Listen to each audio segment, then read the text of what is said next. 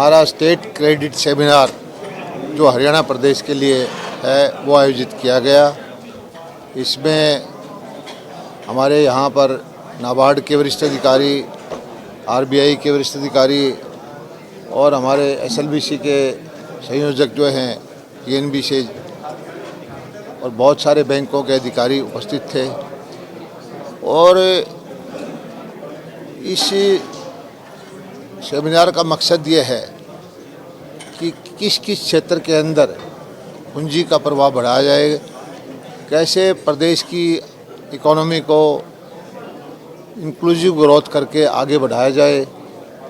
बहुत विस्तृत इस पर चर्चा हुई और इस साल का जो हमारा स्टेट फोकस पेपर 2024-25 का, इसको भी हमने अनवील किया और हरियाणा के लिए 2,27,821 करोड़ रुपए की ऋण वितरण की संभावना बताई गई।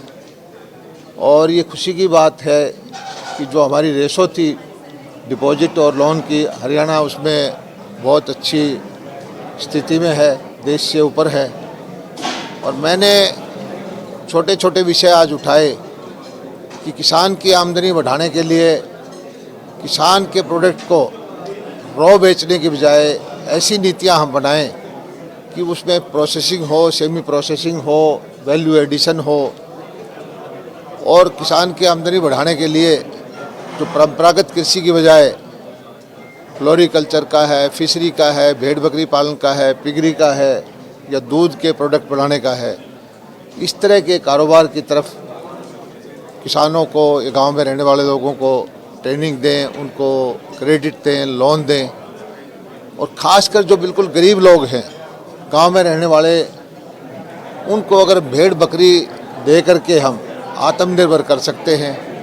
इस दिशा में हरियाणा सरकार पूरा सहयोग दे रही है और हमारे बैंक जो हैं वो अच्छा काम कर रहे हैं, लेकिन हमारी अपेक्षा उनसे और भी बेहतर काम करने की है। और हमारी कोशिश ये है कि सारा वर्ग एक साथ तरक्की करे।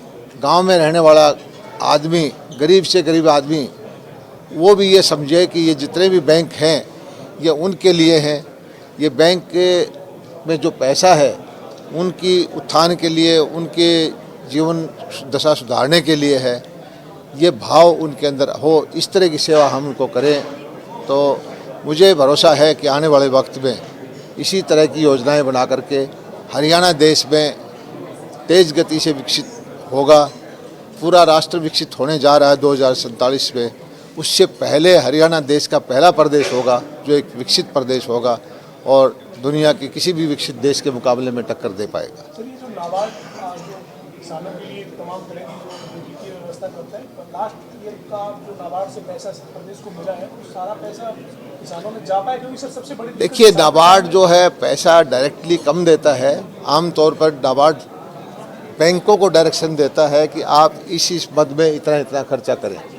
और फाइनेंस डायरेक्टली फाइनेंस बैंक नहीं करता, लेकिन एक नीति बना देता है कि कोऑपरेटिव स्टेट बैंक है, पीएनबी है या कोई बैंक है कि आप जो है भेड़ बकरी पे इतना काम करिए, आप वेयर हाउसिंग बढ़ाने पे इतना काम करिए, आप प्रोसेसिंग पे इतना काम करिए, आप एमएसएमई पे इतना काम करिए। नीति बना देते हैं और डायरेक्शन दे देते हैं कि इतना पैसा आपको इस पद में डालना है।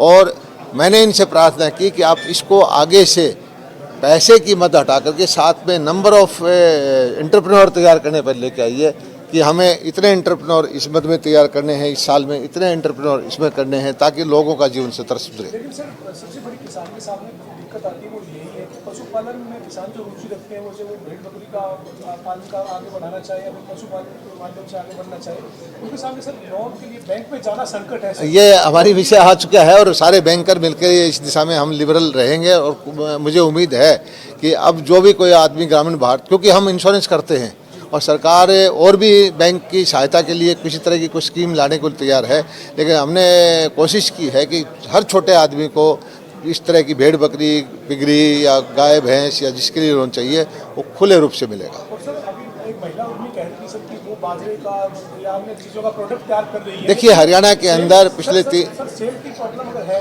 तो आपके पास बीटा और एफेड जैसी संस्था है वो परचेज डायरेक्ट क्यों नहीं कर रही है?